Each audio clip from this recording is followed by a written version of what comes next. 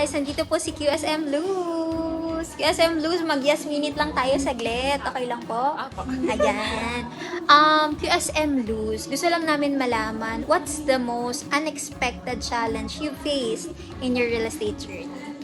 Yung unang-una po is yung first is nung bago po ako, yung taping po at saka po yung time. Kasi hindi ko po alam paano po talaga totally i-manage lahat.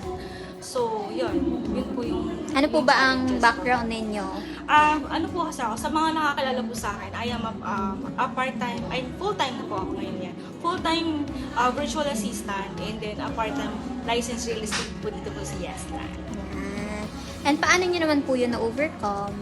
Um, Na ngayon, na qualifying sales manager na kayo? Wow! Thank you po. Ay, yung sa ano po, nanonood po muna ako sa mga YouTube po natin. Yung sa YouTube success stories po natin ng mga leaders.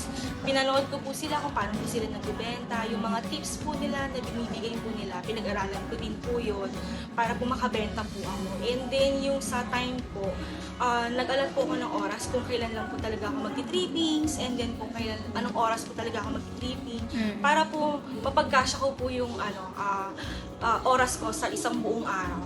Tsaka sa isang buong linggo po para po lahat yon magawa ko po lahat. Grabe naman. Ang sipag mo, ate. Thank you po for sharing. Bye, guys!